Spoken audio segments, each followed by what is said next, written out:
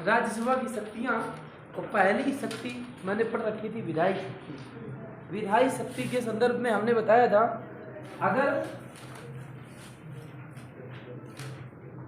अगर साधारण विधेयक है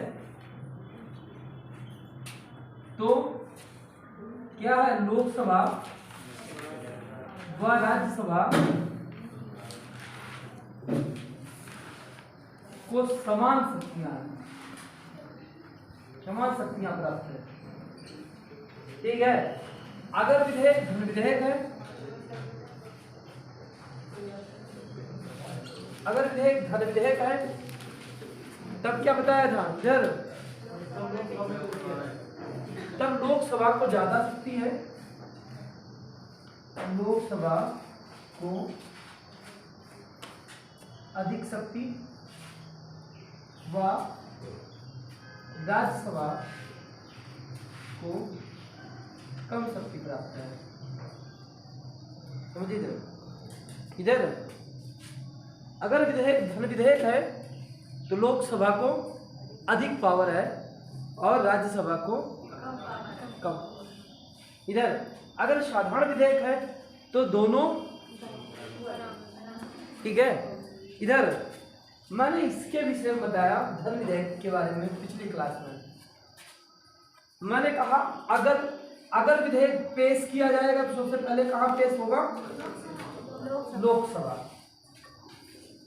सर्वप्रथम कहाँ होगा, लोकसभा। लोकसभा के बाद कहाँ जाएगा, राज्यसभा। अब राज्यसभा के लिए समय सीमा क्या दी गई है, 14 दिन। अगर 14 दिन तक राज्यसभा विचार नहीं करती तो उसे पारित मान लिया जाएगा राज्यसभा द्वारा। अगर 14 दिन तक राज्यसभा विचार नहीं करती तो उसे पारित मान लिया जाएगा राज्यसभा द्वारा। अगर राज्यसभा उसे अपनी अस्वीकृति प्रदान करती है, कहती है इसमें संशोधन करो, लोकसभा के पास भेज देती है, लोकसभा उसे ज्यों का त्यों फिर पारित कर देती है, फिर राज्यसभा को अपनी स्वीकृति देनी होगी, उसे वो वापस नहीं देगी। ठीक है। तो पावरफुल कौन है, पावरफुल है लोकसभा। ठीक है। मान लो अब विधेयक कैसा है, साधारण विधेयक, साधारण विधेयक। ठीक है। पहले मान लो लोकसभा में पास हुआ, ठीक है, लोकसभा में पास हुआ, फिर बाद में राज्यसभा में। ठीक है। लोकसभा ने पास कर दिया, राज्यसभा ने पास नहीं किया। इसके पास समय अवधि कितनी है, 6 माह। ठीक है। यहाँ 14 दिन थी, यहाँ 6 माह। राज्यसभा ने पास नहीं किया, राज्यसभा ने पास नहीं किया। अब ऐसी स्थिति में क्या होगा, ऐसी स्थिति में क्या होगा, ऐसी स्थिति में संयुक्त, बोले संयुक्त बैठक होगी या संयुक्त अधिवेशन, संयुक्त अधिवेशन बताए। बहुत से लोग संयुक्त अधिवेशन अधिवेशन शब्दों का प्रयोग करते रहते हैं, संयुक्त अधिवेशन शब्द का प्रयोग गलत है। क्या होगा, संयुक्त बैठक, संयुक्त बैठक। ठीक है। संयुक्त बैठक बुलाई जाएगी। संयुक्त बैठक के बारे में यदि बात कही जाए, इसका उल्लेख भारतीय संविधान के किस अनुच्छेद में है, अनुच्छेद 108 में कहा गया है। संयुक्त बैठक बुलाएगा कौन, बुलाएगा कौन, अच्छा एक मिनट। संयुक्त बैठक के नियम है, नियमों का उल्लेख किस अनुच्छेद में मिलता है। अच्छा, संयुक्त बैठक के नियम बनाएगा कौन, राष्ट्रपति बनाएगा, राष्ट्रपति बनाएगा। इस संदर्भ में राष्ट्रपति सलाह किससे लेगा, किससे सलाह लेगा, राष्ट्रपति सलाह लेगा। ठीक है। स्पीकर से और वह सभापति से, राज्यसभा के सभापति से सलाह लेकर के नियम बनाएगा। बैठक बुलाएगा कौन, बैठक बुलाएगा कौन, राष्ट्रपति। और जो बैठक बुलाएगा राष्ट्रपति, बैठक में निर्णय किस आधार पर होंगे? बहुमत से होंगे। निर्णय किस आधार पर होंगे? बहुमत। जरा फिर हमारी बात समझे इधर, ये समझ में आ रहा है? ये दोबारा यहाँ लिखते हैं, नहीं आ रहा है, ठीक है।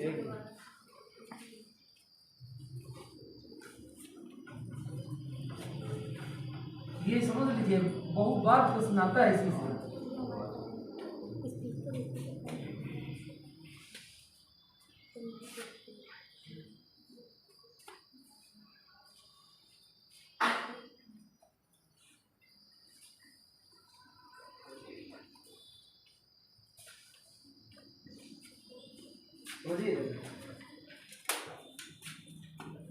मैं पढ़ रहा था क्या, विधायी शक्ति, ठीक है। और विधायी शक्ति में मैंने क्या कहा? साधारण विधेयक है, साधारण विधेयक है। मान लेते हैं पेश कहाँ किया गया, माना पेश किसी भी सदन में किया जा सकता है, किसी भी सदन में किया जा सकता है। सर्वप्रथम पेश किसी भी सदन में किया जा सकता है, चाहे वो लोकसभा हो या राज्यसभा, किसी भी सदन में पेश किया जा सकता है, ठीक है।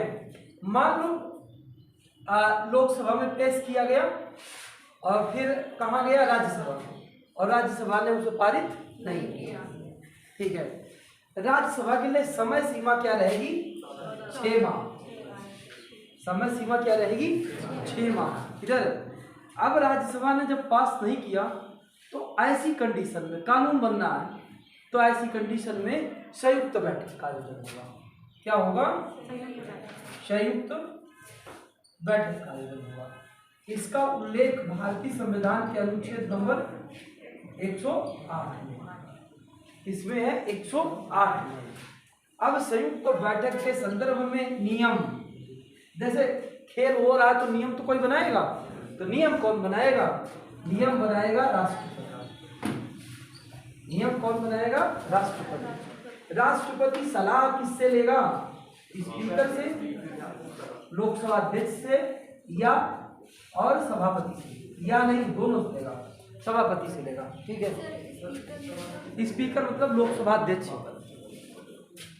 स्पीकर को लोकसभा अध्यक्ष, सभापति राज्यसभा, ठीक है।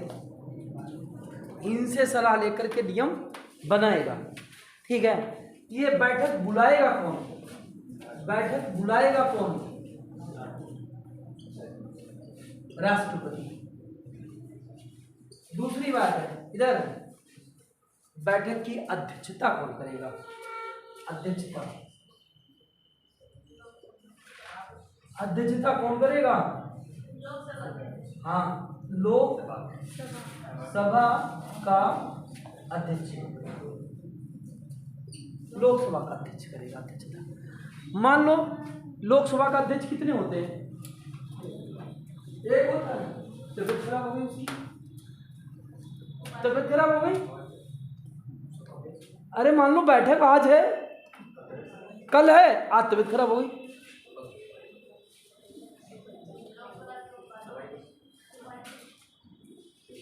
नहीं तुमने कहा दवा खा लेगा, तबियत ज़्यादा खराब है, दवा का कोई प्रभाव नहीं पड़ रहा तब,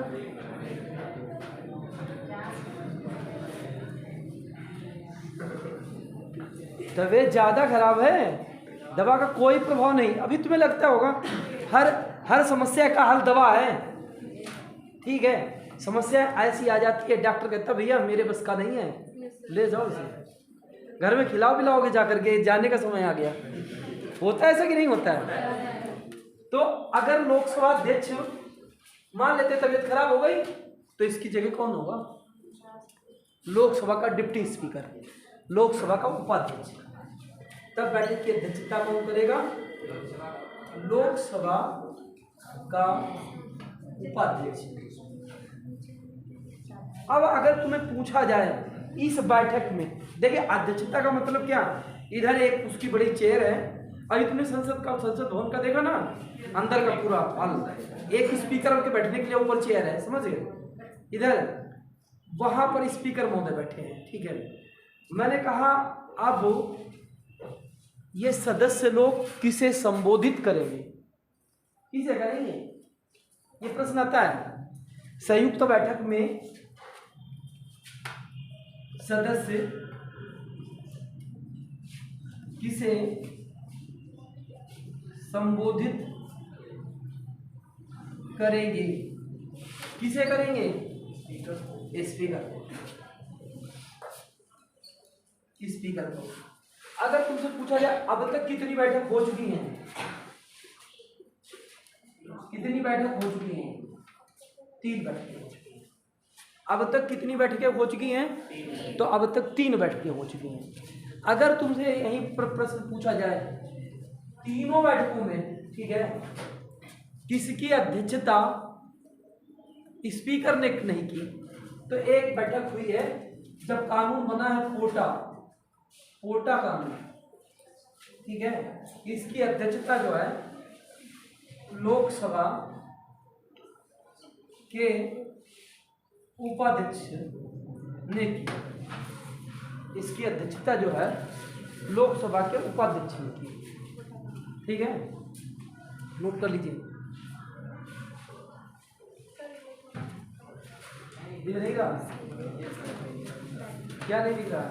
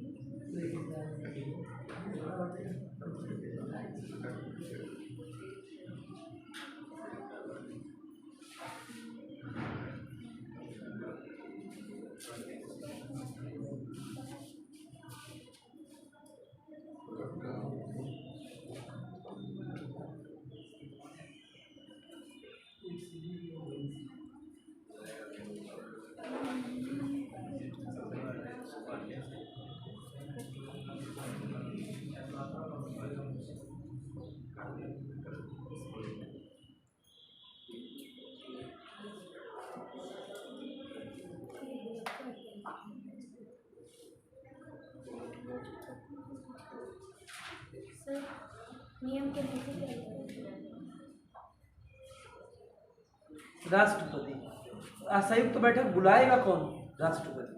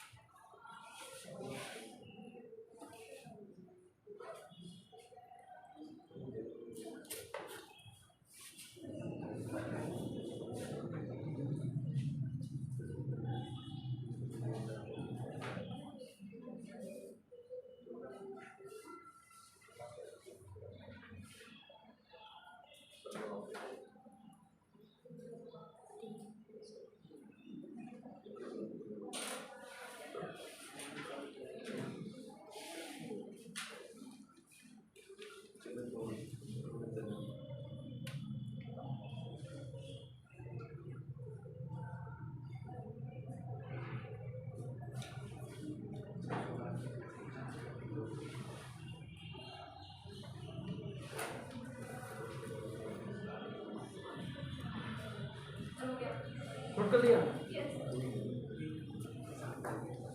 लिखे संविधान संशोधन के संदर्भ में, संविधान संशोधन के संबंध में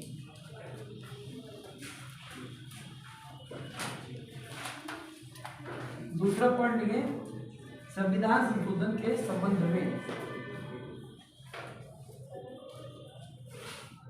दूसरा पॉइंट संविधान संशोधन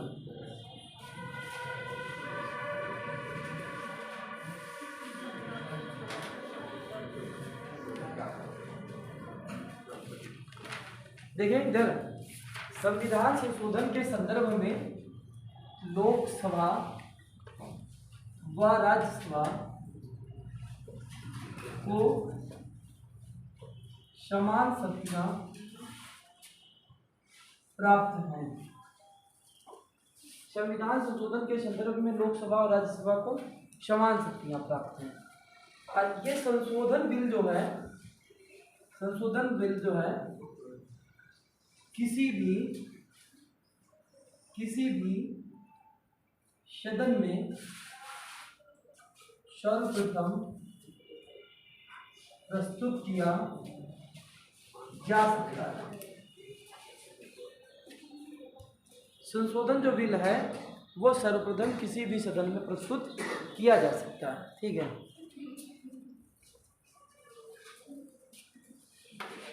इस संबंध में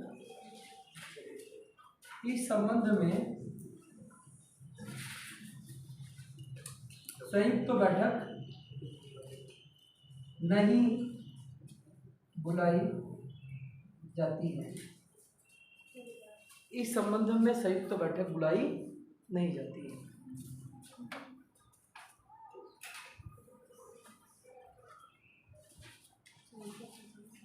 इस संबंध में संयुक्त बैठक बुलाई नहीं जाती।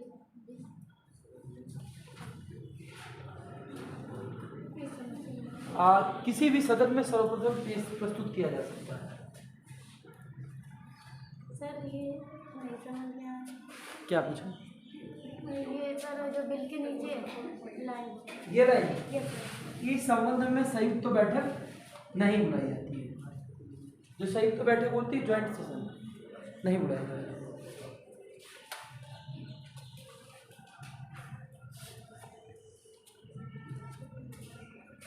अगली हेडिंग डालें, लिखे कार्यकारी शक्ति। कार्यकारी शक्ति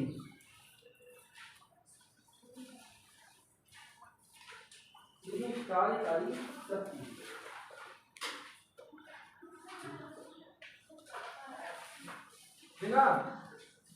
देखें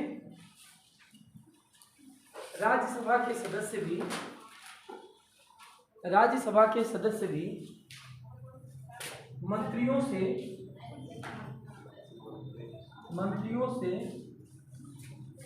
प्रश्न पूछ सकते हैं।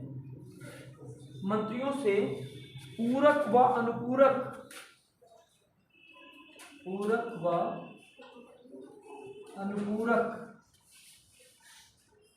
प्रश्न पूछ सकते हैं।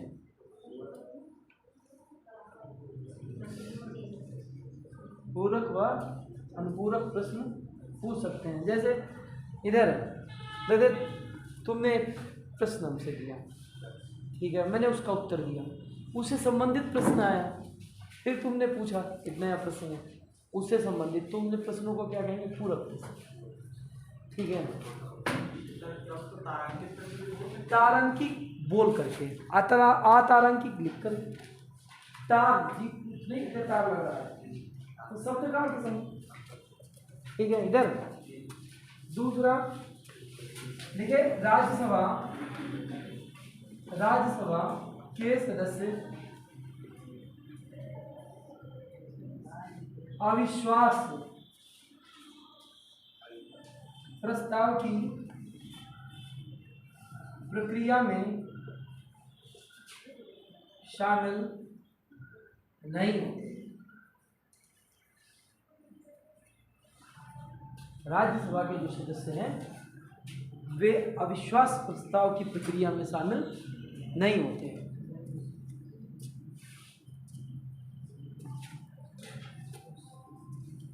नोट करके लिखें, अविश्वास प्रस्ताव केवल लोकसभा में ही लाया जाता है। अविश्वास प्रस्ताव केवल लोकसभा में ही लाया जाता है। अविश्वास प्रस्ताव केवल लोकसभा में ही लाया। जैसे इधर लोकसभा में बहुमत का डाटा क्या है? 272 होना चाहिए। कैंडिडेट कितने होने चाहिए? 272।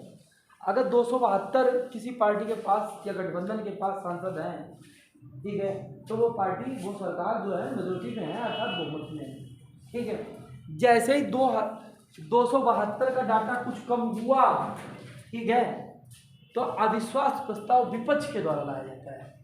विपक्ष कहता है मैं अविश्वास प्रस्ताव ला रहा हूँ।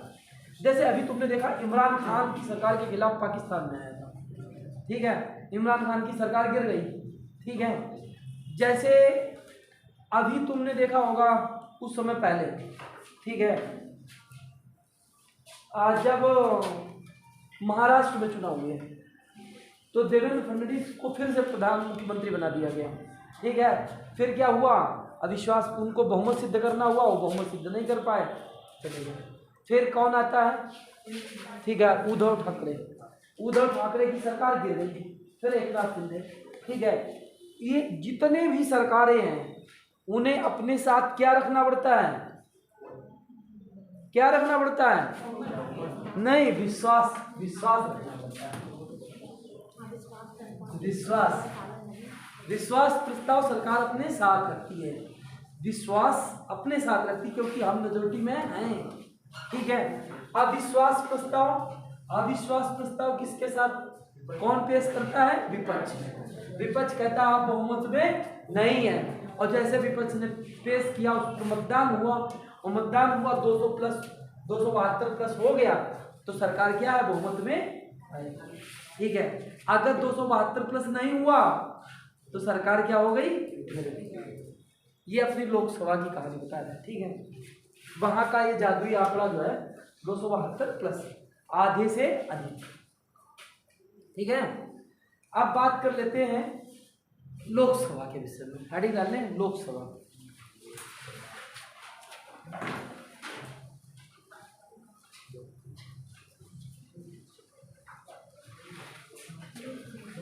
हेडिंग लोकसभा लिखें, यह निम्न सदन है,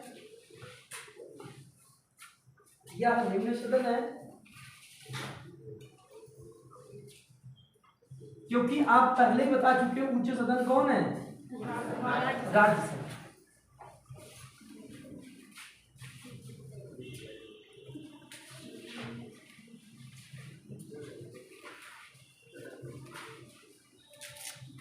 लोकसभा, ठीक है, क्या है? निम्न सदन है। आप पिछली क्लास में बता चुके हैं ये निम्न सदन कैसे है, क्योंकि आपने 2 सदनों में को डिसाइड कर दिया, वो उच्च सदन है। उच्च सदन किन मामलों में है, कैसे हुए? 2 अनुच्छेद तुमने पढ़े। स्थायी सदन भी है क्योंकि उसे भंग नहीं किया जा सकता। उच्च सदन है, क्यों उच्च सदन है? क्योंकि तुमने 2 अनुच्छेद कल पढ़े, एक तो 312 पढ़ा, एक 204, ठीक है। अब यहाँ पर निम्न सदन है, निम्न सदन है, फिर उसके बाद इसको और क्या जानते हैं? जनता का सदन।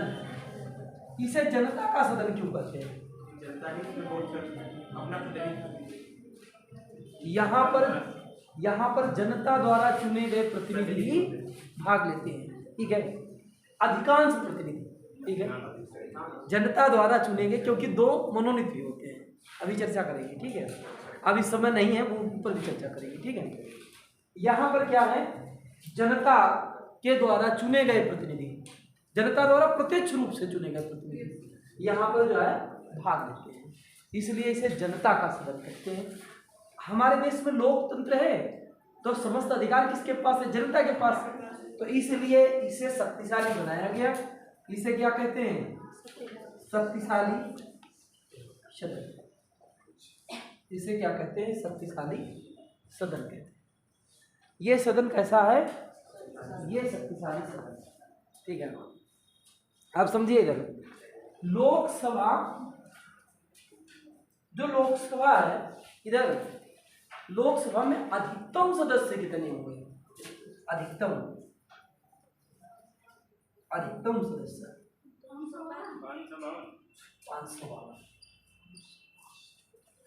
552।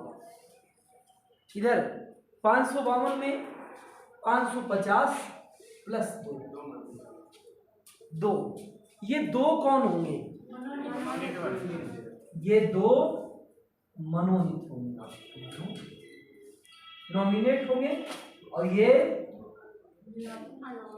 निर्वाचित। ये मनोनीत होंगे, ये निर्वाचित होंगे, ठीक है। ये मनोनीत दो होंगे और ये निर्वाचित होंगे। क्लियर? कोई दिक्कत है? इधर अभी आपने पढ़ा है आंग्ल भारतीय, ये मनोनीत किस समुदाय के होंगे ये पता है? आंग्ल भारतीय होंगे, आंग्ल भारतीय, ये आंग्ल भारतीय होंगे। आंग्ल भारतीय कौन होता है?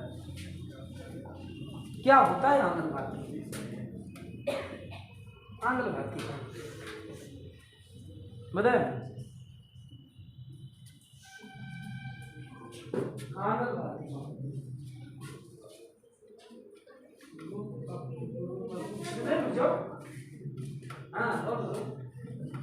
आंग्ल भारतीय कौन होते हैं? तुम लोग बताओ। हाँ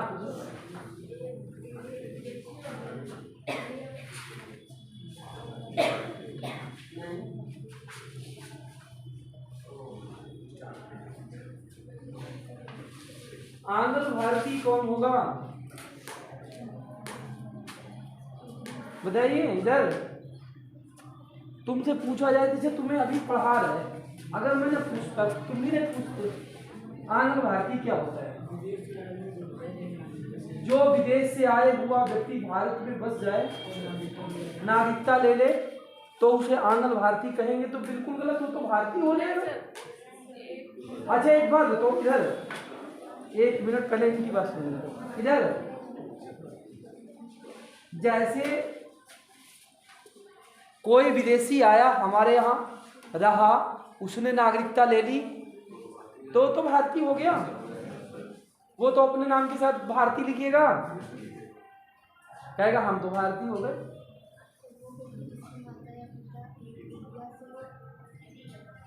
इनका कहना वो व्यक्ति जिसके माता पिता में से एक इंडिया का हो, एक इंडिया के बाहर का हो, पाकिस्तान का हो।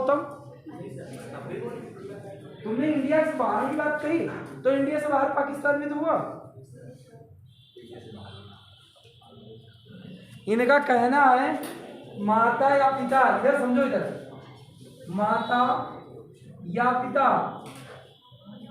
एक भारतीय हो,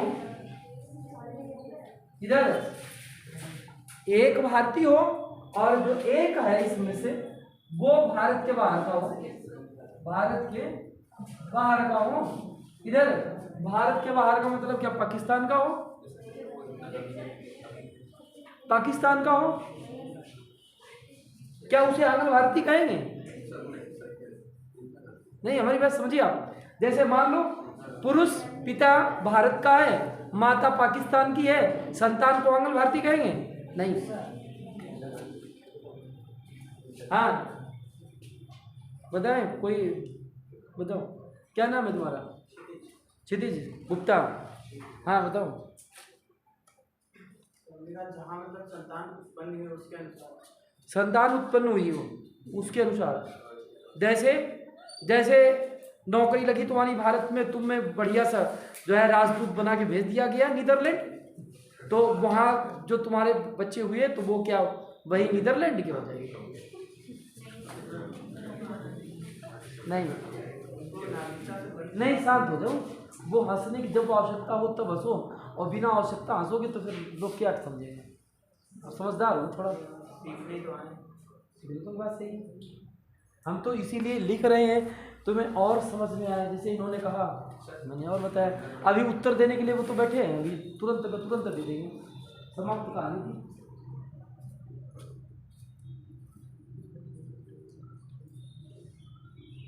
बताइए।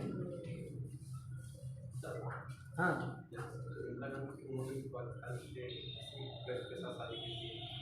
अरे वो इंदिरा गांधी ने शादी की, ठीक है, तो पाकिस्तान के व्यक्ति के साथ शादी की, ऐसा मैंने कहीं नहीं पढ़ा है।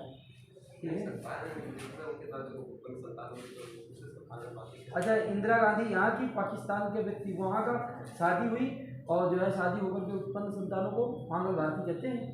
यही तो कहना चाहते हो। तो वो तो गांधी को क्यों लड़ने दोगे? राहुल गांधी, सोनिया गांधी, क्या? मैंने तो कुछ नहीं बताया अभी। नहीं, उनको नहीं बताया, लेकिन मैंने आंगल भारती की कोई परिभाषा अभी तक दी ही नहीं है। अभी तक तुमसे पूछ रहे हैं। और कोई बताएगा? हाँ नहीं, ये हाँ तुम लोग बताओ। हाँ बताओ, देखो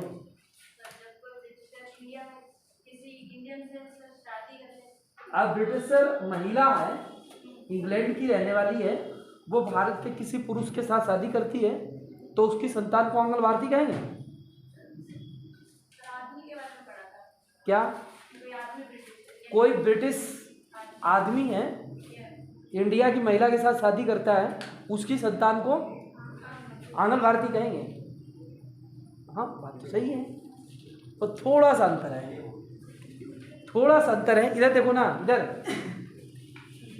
बढ़ जाए, सही है बेटा, पर थोड़ा और सुधार करो। इधर समझिए, आंगल भारती होगा कौन होगा? इधर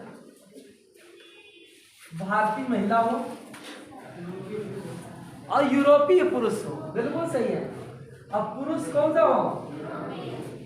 यूरोपीय हो।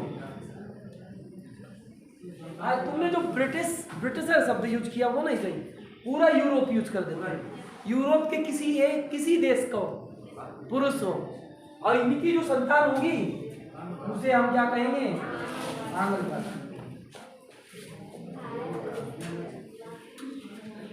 ठीक है, इनकी संतान।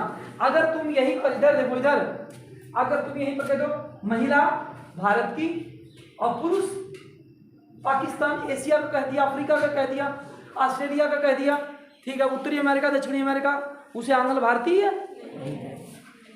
ठीक है, यूरोपीय देश का उसे क्या कहेंगे? आंगल भारती। ठीक है, आप समझो। इधर जो अधिकतम सदस्य हैं कितने हैं? 552। ठीक है, इसमें से 550 प्लस 2 और 2 जो है मनोनीत किए जाएंगे, और मनोनीत कौन किए जाएंगे? आंगल भारतीय समुदाय। ठीक है, इनका एक किस अनुच्छेद मिलता है? अनुच्छेद नंबर, बिल्कुल सही है, अनुच्छेद नंबर 331 में उल्लेख है। ठीक है, देखिए अनुच्छेद नंबर 331,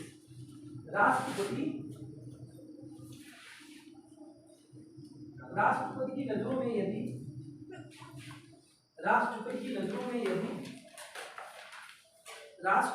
नजरों में यदि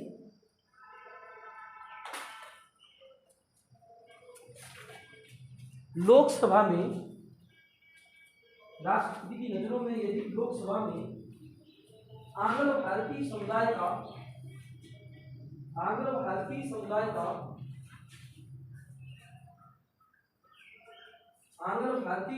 का प्रतिनिधित्व नहीं है, आंगल भारतीय समुदाय का प्रतिनिधित्व नहीं है, तो वह अधिकतम 2 व्यक्तियों को मनोनीत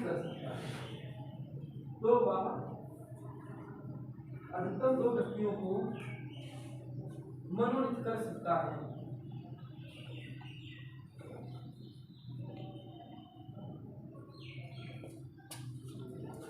समझिए। इधर जैसे चुनाव हुए 2024 में, 2024 तो अब तो ये तो इसके बारे में भी इसकी वैलिडिटी ही नहीं बढ़ाएंगे। 2019 में हुए, 2014 में हुए। इधर मान लो 2014 में लोकसभा की चुनाव हुए।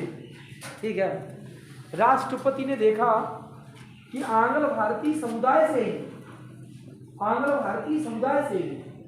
ठीक है लोग चुनकर के आ गए, आंगल भारतीय समुदाय से ही लोग चुनकर के आ गए, जनता ने उन्हें चुना है। तो इसके मतलब क्या है?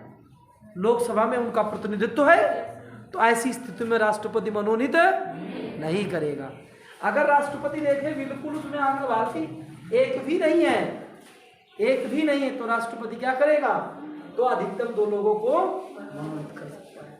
परंतु अभी संसद ने इनकी वैध जो समय सीमा थी 10 साल की उसे बढ़ाया नहीं है।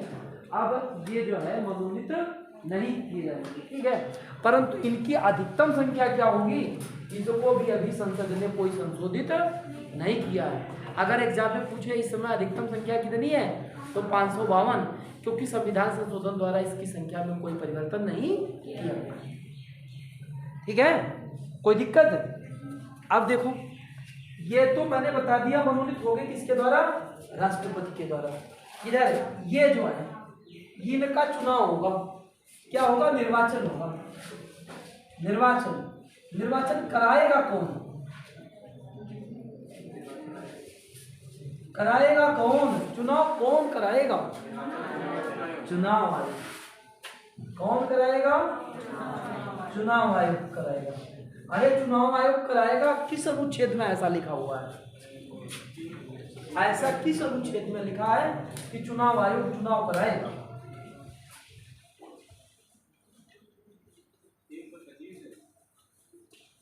बताए किसने 325 बताया? नहीं 324 बिल्कुल सही है। इधर इसमें कहा गया है अनुच्छेद नंबर 324, अनुच्छेद 324 में ही बात कही गई, चुनाव आयोग का गठन किया जाएगा। चुनाव आयोग राष्ट्रपति उपराष्ट्रपति, ठीक है, लोकसभा और विधानसभा के चुनाव, लोकसभा और विधानसभा के चुनाव मतलब संसद और विधानमंडल के चुनाव कौन कराएगा, चुनाव आयोग कराएगा, भारत का चुनाव आयोग कराएगा। इधर इनका चुनाव जो होगा वयस्क मताधिकार के आधार पर होगा। इनका जो चुनाव होगा कैसे होगा, वयस्क मताधिकार के आधार पर होगा, वयस्क मताधिकार के आधार पर होगा। वयस्क मताधिकार का उल्लेख भारतीय संविधान के किस अनुच्छेद में है, सबसे महत्वपूर्ण है, किस, क्या, वयस्क मताधिकार का उल्लेख भारतीय संविधान के किस अनुच्छेद में है? 200 राज्यपाल नहीं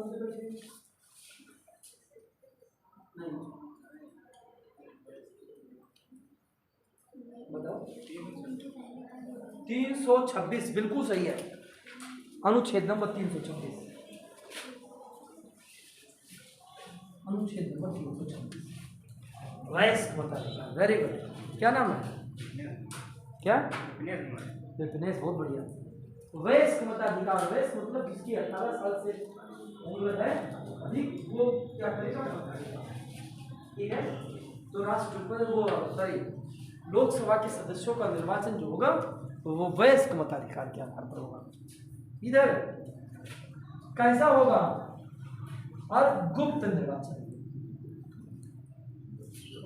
गुप्त तरीके से होगा, गुप्त तरीके से होगा, गुप्त मतदान, गुप्त मतदान। आप मतदान करने जाते हैं तो वो एक ऐसे ही बिल्कुल, ठीक है, ईवीएम रखी हुई है, जाते बटन दबाते, वहां कोई पीठासीन अधिकारी बैठता है नहीं, उसके पास कोई नहीं होता है, उसका आप वीडियो रिकॉर्डिंग भी नहीं कर सकते हैं, ये अपराध है, ये करना भी नहीं चाहिए, ठीक है। आप वहाँ वीडियो रिकॉर्डिंग भी नहीं कर सकते हैं, बिल्कुल आप अपना मत दें, ठीक है, गुप्त मतदान होता है। अच्छा और भी जान लें, जैसे यहाँ पर होता क्या है, एक निर्वाचन क्षेत्र से एक व्यक्ति जीतता है, एक व्यक्ति जीतता है। जीतने के लिए क्या जरूरी है, बस अधिक मत जरूरी है, निर्धारित नहीं कितने अधिक, एक अधिक हो तब भी जीता, 100 अधिक हो तब भी जीता। मान लो इधर, मान लो 500 वोट है, ठीक है, वहां से कल्पना करते एक को 100 मिलते हैं, एक को 100 मिलते हैं, और एक को पता है 101 मिलते हैं, एक को 100 मिलते हैं, एक को 99 मिलते हैं, 101 वाला सीट है। जैसे राष्ट्रपति के निर्वाचन में कोटा का उल्लेख है, एक मिनिमम कोटा का उल्लेख है, उसी प्रकार इसके निर्वाचन में कोई कोटे का उल्लेख ठीक है। समझ रहे हमारी बात? अब लिखें योग्यताएं। नहीं, इस समय 80 अनुच्छेद 80 प्लस के देखिए अनुच्छेद 81, अनुच्छेद 81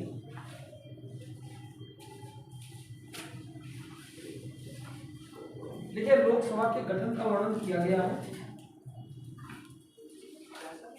लोकसभा के गठन का वर्णन किया गया है।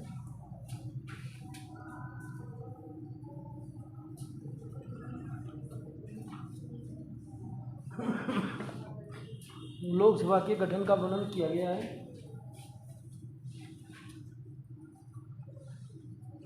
देखिए राज्यों से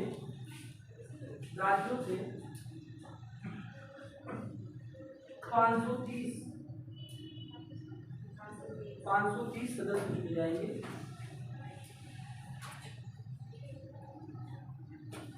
तथा केंद्र शासित प्रदेशों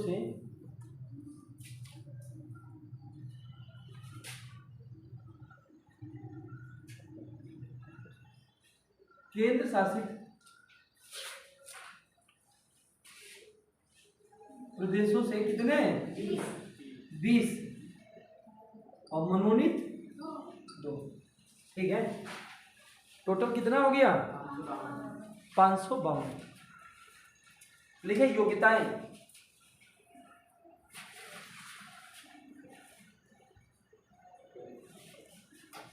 नंबर 1, वह भारत का नागरिक हो,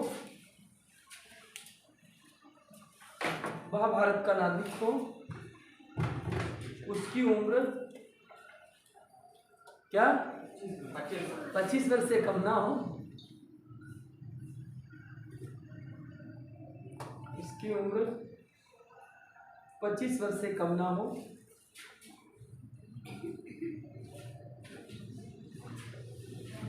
दूसरा पागल या दिवालिया ना हो। आप जो पागल तो समझ में आता है, दिवालिया का शब्द का क्या हो? भगौड़ा, जैसे विजय माल्या, नीरव मोदी। उसका मतलब बैंक डेप्ट वगैरह होना चाहिए। हाँ, इधर जैसे तुमने पैसा ले लिया, बैंक ने तुम्हें दिवालिया, बैंक गए कभी बैंक में जाओ ना, कुछ लोगों के नाम लिखे रहते हैं, उनमें नाम ना हो, अगर नाम है तो कुछ चुनाव। ठीक है, ऐसा नहीं, बैंक ने तुम्हें घोड़ा घोषित कर दिया। अच्छे व्यक्ति को बनाएंगे ना नेता, क्या वो तो अलग कंडीशन। केस तो किसी पर किया जा सकता है, केस तो किसी पर किया जा सकता है, केस किसी पर भी। अभी तुम न्यायालय जाओ, हमारी पुलिस एफआईआर नहीं वोट कर रही है, किसी के खिलाफ केस डाल दो। ठीक है, दोष सिद्ध हो तभी तो अपराधी होगा, तभी तो अपराधी होगा। अभी तुमने केस कर दिया, वो जो है हमारा फोन था रखा था, सबने उठाया, जेल में चले गए। ठीक है, तो जब तक दोष सिद्ध नहीं होगा तब तक हम अपराधी नहीं है। हम भी तो अपना बचाव रखेंगे नहीं, ये सब भी तो बताएंगे, कहेंगे नहीं फोन क्या कल आपकी बेंच तक नहीं है। ठीक है, दोष सिद्ध होना चाहिए, ऐसे अपराधी नहीं करेंगे। ठीक है, तो योग्यताएं लिख ली। अब वही सीटें लिख लो हर जगह की। देखो सबसे पहले तुम्हें जैसे 80 कहाँ यूपी, ऐसे सीटें लिखनी है। देखो इधर सबसे पहले सीटें इधर, आगे राज्य, क्योंकि ये बहुत समान सीटें हैं।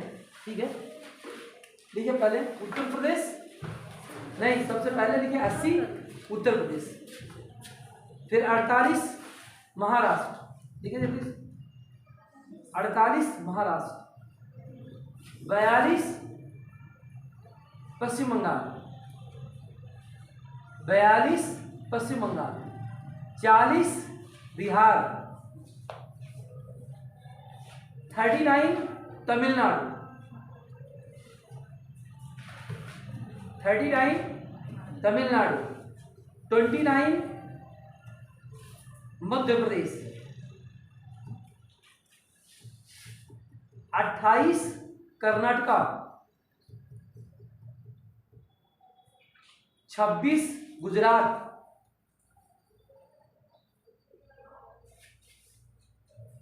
25 राजस्थान और आंध्र प्रदेश, 25 राजस्थान व आंध्र प्रदेश,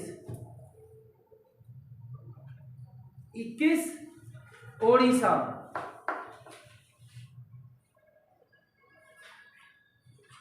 21 ओडिशा, 20 केरला, नहीं 20 केरला हो गया, 17 तेलंगाना, 17 तेलंगाना,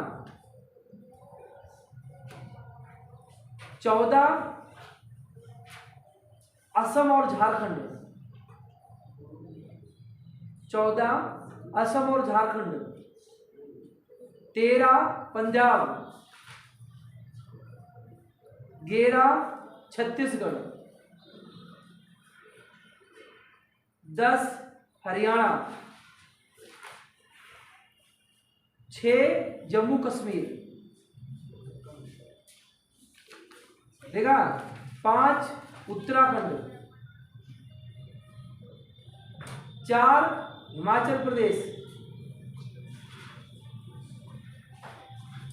4 हिमाचल प्रदेश, देखिए 2 त्रिपुरा, मणिपुर, मेघालय, त्रिपुरा, मणिपुर, मेघालय, अरुणाचल प्रदेश, गोवा, 1 मिजोरम, नागालैंड, सिक्किम, मिजोरम, नागालैंड, सिक्किम,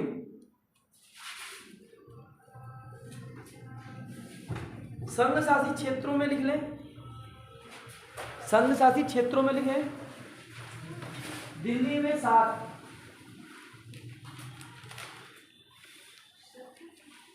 दिल्ली में कितनी है 7, अन्य जगह 1-1, यह दिल्ली में 7 तथा अन्य केंद्र शासित प्रदेशों में 1-1 सीट,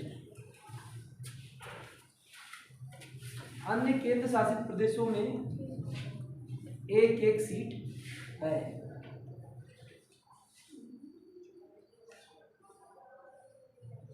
लिख लिया। जम्मू कश्मीर वाला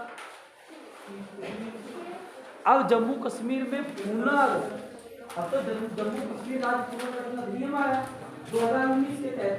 अब जम्मू कश्मीर में फिर से सीटें डिसाइड करना। इधर जरा आप समझिए, अब इनके पदाधिकारी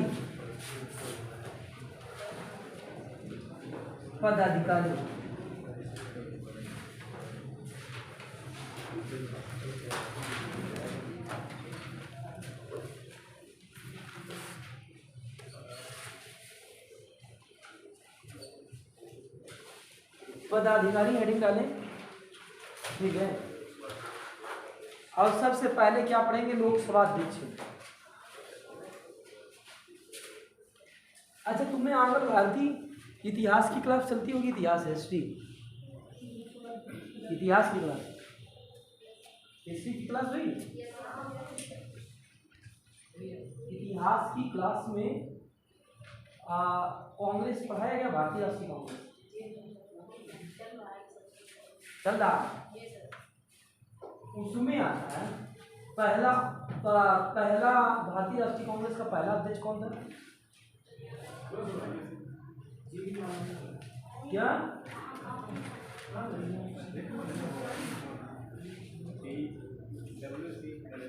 डब्ल्यू सी बनर्जी। और डब्ल्यू सी बनर्जी का धर्म किस धर्म से? हिंदू। मोबाइल है हमारे पास? वो मुस्लिम हो बताओ। मोबाइल है? देखो डब्ल्यू बनर्जी किस धर्म से? आंग्ल भारतीय है। डब्ल्यू बनर्जी आंग्ल भारतीय। तो अच्छा तुमने पढ़ा है भारतीय राष्ट्रीय कांग्रेस का पहला अंग्रेज अध्यक्ष जॉर्ज, पहला मुस्लिम अध्यक्ष बदरुद्दीन तैयब और पहला हिंदू अध्यक्ष। अच्छा पहली महिला अध्यक्ष, पहली भारतीय महिला अध्यक्ष, वेरी गुड। पहला हिंदू अध्यक्ष, पहला हिंदू अध्यक्ष। अच्छा पहला मुस्लिम तुमने बता दिया, सब कुछ बता दिया। क्या हिंदू नहीं पूछ सकता है? पूछ सकता है। पहला हिंदू अध्यक्ष कहाँ तुम ले गए मामला के अनुसार?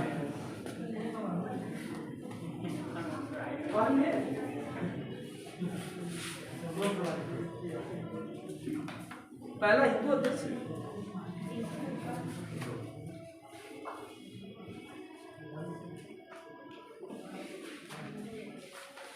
बताए। क्या पूछेगा नहीं? जान क्या पूछ नहीं सकता? पूछ सकता है बताओ। अच्छा तुम मदद लेनी है तो फोन की मदद ले लो।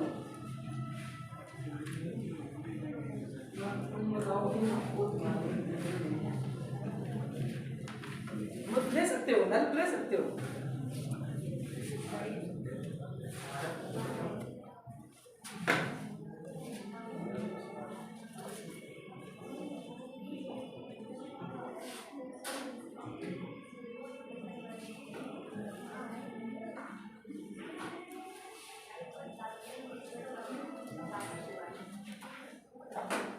क्या बताया?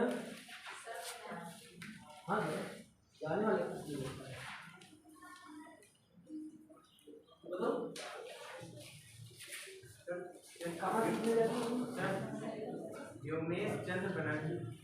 व्योमेश चंद्र बनर्जी, इनका धर्म देखो। आंग्ल भारतीय। पढ़ो इनका इतिहास पढ़ो।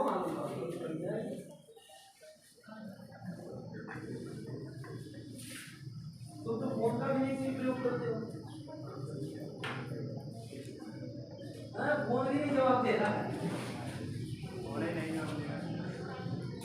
इनका गूगल जवाब नहीं दे रहा है। बताओ इन्हें दे दो फोन ना। वो ये बाकी सब नागरिकता भारतीय हुई बाकी नहीं। क्यों नहीं? वो देखो हाँ वो ऐसे लिखो ना। डब्ल्यू बनर्जी हिंदू है मुसलमान आंग्ल भारतीय। नहीं आएगा। ऐसे लिखो ना। नहीं ऐसे नहीं। इससे बोल दो ना। देखो डब्ल्यू बनर्जी हिंदू या आंग्ल भारतीय।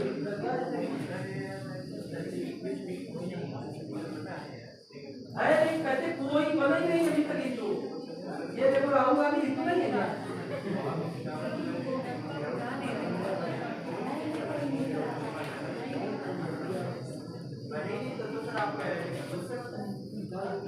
बना क्यों नहीं है? इधर ये कह रहे बना। अच्छा पहला पारसी अध्यक्ष दादा भाई बनर्जी, पारसी भी बताए थे, कोई हिंदू नहीं है। अच्छा हिंदू कौन नहीं? क्या मोतीलाल नेहरू हिंदू नहीं थे? क्या जवाहरलाल नेहरू हिंदू नहीं थे? क्या सरोजिनी नायडू हिंदू नहीं थी? सब तो हिंदू ही हिंदू बने। मदन मोहन मालवीय हिंदू नहीं थे क्या? कौन नहीं? सब हिंदू ही है। पर पहला हिंदू अगर तुमको बना नहीं तो वो बात गलत है। जब हमने तुम्हें 4-5 नाम गिना दिए, पट्टा विशिका रमैया नेता सुभाष चंद्र बोस, हर व्यक्ति हिंदू क्या? बदरुद्दीन तैयब मुस्लिम है। तुम्हें नाम से भी पता चला। ऐसे लोगों को कभी एंकर मत बनाना। वो कहे मुलायम सिंह की सभा में, कहे नारायण सिंह की सभा।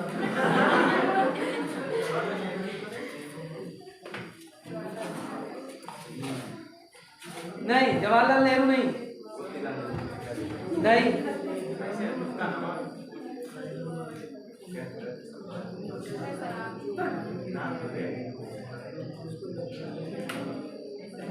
इधर बात कर लेते पदाधिकारी, अगली क्लास में मुलाकात होगी, ठीक है।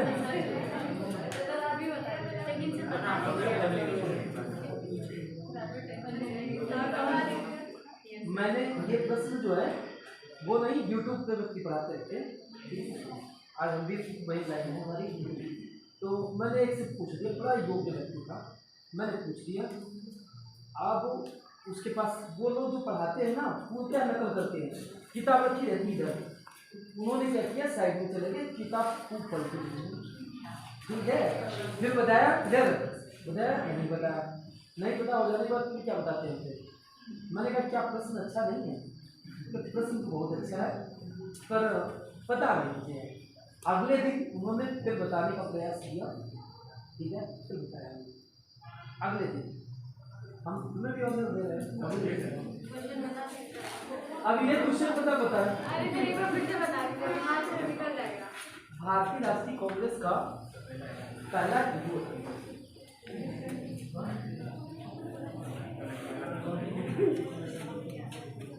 हाँ इधर लोकसभा के अध्यक्ष व उपाध्यक्ष देखिए जरा, लोकसभा का अध्यक्ष और उपाध्यक्ष। अगर अध्यक्ष के बारे में बात करें और उपाध्यक्ष के बारे में बात करें, ठीक है, जो अध्यक्ष हैं, इधर समझिए, इधर जैसे एक उदाहरण देकर पूरा समझाते, जैसे आम चुनाव हुआ, ठीक है, मान लो 2024 में आम चुनाव होंगे लोकसभा के, जैसे आम चुनाव हुआ और आम चुनाव इधर देखो ना, ऐसे लोकसभा के सदस्य सब चुन करके जनता के बीच चुन करके आएंगे यहाँ। मान लो ये लोकसभा है, इधर सेशन है, यहाँ पर बैठे इनमें से एक को अपने में से एक को, इनमें से किसी एक को, बाहरी को नहीं है, इनमें से किसी एक को अध्यक्ष व किसी एक को उपाध्यक्ष, ठीक है, अध्यक्ष व उपाध्यक्ष चुना जाएगा। ये दोनों पता है सदन के सदस्य होंगे, सदन के सदस्य होंगे। जैसे अध्यक्ष को चुना गया, मान लो ये चेयर पड़ी, इधर देखो, इधर अध्यक्ष महोदय किसी को चुना गया अध्यक्ष, तो पता क्या व्यवहारिकता क्या होती है, बस उसकी चेयर के पास तक पक्ष और विपक्ष दोनों जाते हैं जहां पर वो बैठा हुआ। जैसे बता दिया कि वो जितेंद्र, वो अनिल जो है अध्यक्ष बनेंगे। अब पक्ष से कौन है, नरेंद्र मोदी, विपक्ष से कौन है, अधीर रंजन चौधरी। मान लो दोनों लोग गए, ठीक है, मोदी जी गए और अधीर रंजन चौधरी, उन्होंने कहा चलिए, वो बाकायदा से सम्मान के साथ जैसे वो आते हैं, सभी लोग खड़े हो जाते हैं और आकर के सिंहासन के पास, उनकी चेयर के पास उन्हें बैठालते, और बैठालने के बाद फिर वो ऑर्डर करते बैठ जाओ, बस अध्यक्ष हो गए। अध्यक्ष बनने के लिए अध्यक्ष पद की किसी भी तरीके से कोई शपथ नहीं है। अगर ये शपथ लेंगे, इधर शपथ लेंगे तो काहे की लेंगे पता है, लोकसभा के सदस्य, अध्यक्ष के रूप में कोई शपथ नहीं होती है, केवल सदस्य के रूप में। इन्हें शपथ कौन दिलाएगा, प्रोटेम स्पीकर, ठीक है, इन्हें कौन दिलाएगा, प्रोटेम। यही हाल इनके साथ रहता है। वैसे व्यवहार में क्या होता है, ये पक्ष के होते हैं और ये विपक्ष के, व्यवहार में ऐसा होता है, ठीक है। जब विपक्षहीन हो तो ये कुछ नहीं।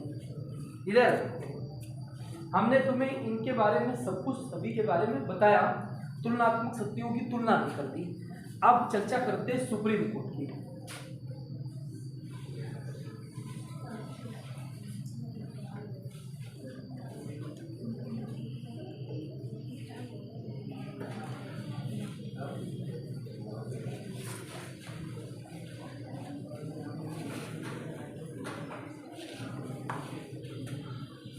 इधर चर्चा करते हैं उच्चतम न्यायालय।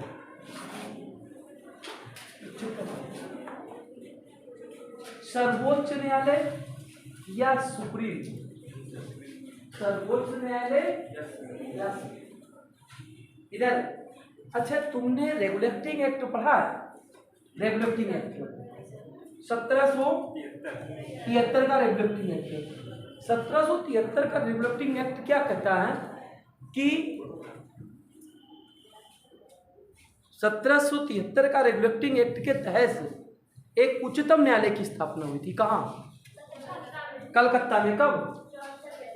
1774 में। कोलकाता। इधर क्या जो आज का हमारा सुप्रीम कोर्ट है, क्या ये वही है या नहीं? नहीं है। बिल्कुल बात सही है। अच्छा, नहीं है तो क्यों नहीं है? इसके खिलाफ कौन? नहीं, तुम मत बोलो, तुम बोलो और बताओ। नहीं, ये तो फिर आगे आगे बताते रहेंगे, तुम समझोगे भी नहीं। हाँ, ये देखिए ना, अब तो हम तुम्हें बता ही दे। देखें, उच्चतम का मतलब क्या होता है? इसके खिलाफ कहीं अपील ना की जा सकती। अच्छा, हमारे यहाँ क्या, जैसे डिस्ट्रिक्ट कोर्ट से तुम हार गए मामला, हाई कोर्ट चले गए। हाई कोर्ट के बाद तुम कहाँ चले गए? सुप्रीम कोर्ट चले गए। सुप्रीम कोर्ट में केस कर लेते हो, परंतु सुप्रीम कोर्ट के बाद फिर तुम कहीं जा सकते हो? नहीं, कहीं नहीं केस कर सकते हो। इधर यहाँ पर क्या था, ये जो कलकत्ता में उच्चतम न्यायालय था, इसके निर्णय के खिलाफ कहाँ केस किया जा सकता था? लंदन। और लंदन में कहाँ करते थे? Privy council. कहाँ करते थे? प्रिवी काउंसिल में करते थे। तुमने एक नाम सुना है, वैलेंटाइन चिरोल? वैलेंटाइन चिरोल, कहीं सिरोल लिखा मिलता है। इंडियन अनरेस्ट पुस्तक है। वो क्या कहता है, भारत में अशांति का जनक कौन है? बाल गंगाधर तिलक। सच्चाई अगर मानो तो तिलक ही हमें जगाने आए थे। तिलक ने ही कहा था, स्वराज मां माझा जन्म सिद्ध के आए। मराठी भाषा बोल रहे, ठीक है? क्या कहा? स्वराज मां माझा जन्म सिद्ध के आए। स्वराज तुम मेरा जन्म सिद्ध अधिकार है। कहाँ कहा था? लखनऊ में कहा था, ठीक है? मराठी भाषा में अपना भाषण दे रहे थे, कहा स्वराज मां माझा जन्म सिद्ध के आए, ठीक है? स्वराज तुम मेरा जन्म सिद्ध अधिकार है। और बाल गंगाधर तिलक को इसने क्या कह दिया? वैलेंटाइन चिरोल ने, कि ये अशांति की जनक, ठीक है? तो बाल गंगाधर तिलक केस करने कहाँ चले गए थे? प्रिवी काउंसिल में, लंदन में केस किया। वैलेंटाइन चिरोल के खिलाफ लंदन में केस किया। तो इसके खिलाफ, इसके निर्णय के खिलाफ केस किया जा सकता था प्रिवी काउंसिल में। इसलिए इसे उच्चतम न्यायालय, आज का हमारा ये उच्चतम न्यायालय नहीं है। अच्छा, तुम्हें पता है संघीय न्यायालय एक बना? संघीय न्यायालय ये कब बना? 1937 में, 1937 में। 1937 में संघीय न्यायालय बना। ये संघीय न्यायालय क्या वर्तमान का हमारा उच्चतम न्यायालय है? नहीं। क्यों नहीं? क्यों नहीं है? बिल्कुल बात सही है तुम्हारी। क्यों? कारण नहीं पता, फिर तो तुक्का लगाने वाला हो। नहीं, ऐसे कैसे तुम मेरे आगे पढ़ा है तो कारण होगा। क्यों? कारण होगा।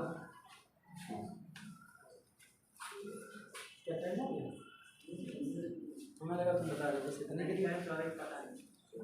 कारण क्या है? इधर इसके निर्णय के खिलाफ भी लंदन में प्रिवी काउंसिल में अपील की जा सकती है। प्रिवी काउंसिल में अपील की जा सकती है। इसके निर्णय के खिलाफ, इसलिए इसे उच्चतम कहना। ठीक है, अगर ये सब बेकार है तो ये सुप्रीम कोर्ट की स्थापना हुई कब? 28 जनवरी 1950। बिल्कुल सही, 28 जनवरी 1950। लिख लीजिए, ये क्या है?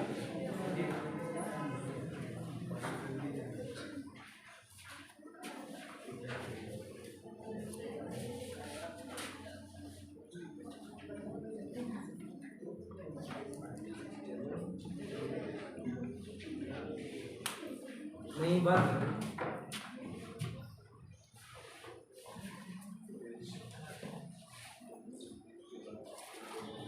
26 जनवरी को बेटा स्थापना एनसीईआरटी के अनुसार नकल करके बताया क्या? 28 जनवरी को एनसीईआरटी के अनुसार नहीं नहीं, उसका उद्घाटन हुआ था। 26 जनवरी नहीं, 28 जनवरी। सर को बताया सर आप बोल दिया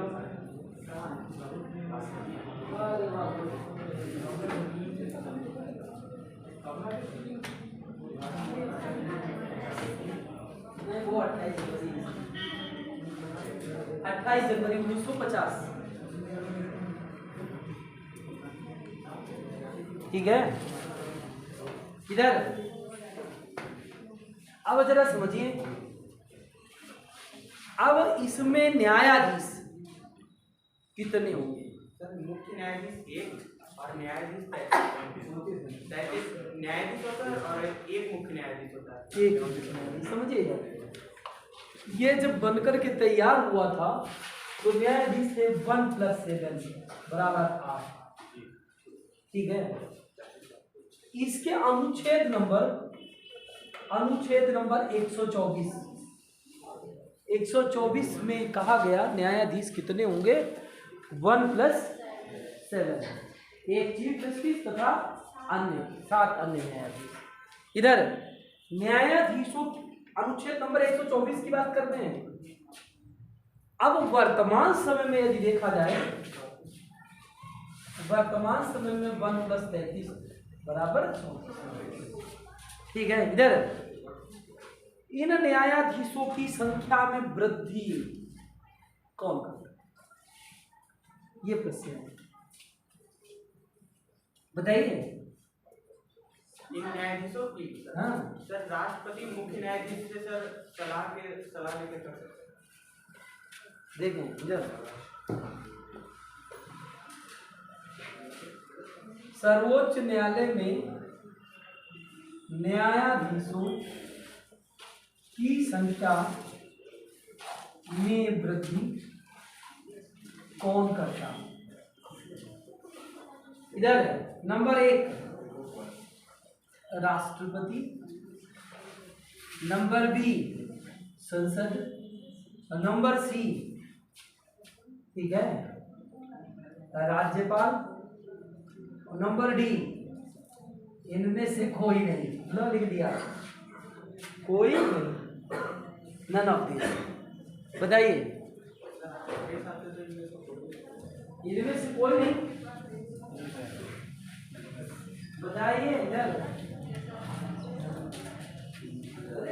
अगले तो कौन सही? संसद, हाँ संसद। इधर न्यायाधीशों की संख्या में वृद्धि का अधिकार किसके पास है? संसद है।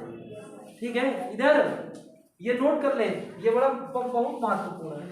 न्यायाधीशों की संख्या में वृद्धि का अधिकार किसके पास है? संसद है। लिख लो, संसद कानून बनाकर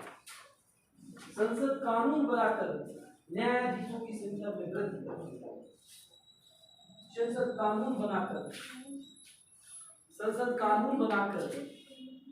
न्यायाधीशों की संख्या में वृद्धि करती है। संसद कानून बनाकर न्यायाधीशों की संख्या में वृद्धि करती है। इसके लिए संसद किसी भी प्रकार का संविधान संशोधन नहीं करती है। इसके लिए संसद किसी भी प्रकार का संविधान संशोधन नहीं करती। अच्छा, इसका ये है कहाँ सुप्रीम कोर्ट? दिल्ली में है, नई दिल्ली में है। ठीक है, नई दिल्ली। किसी अनुच्छेद में लिखा हुआ है, लिखे अनुच्छेद 130 भारतीय सुप्रीम कोर्ट, ठीक है ना, भारत का उच्चतम न्यायालय नई दिल्ली।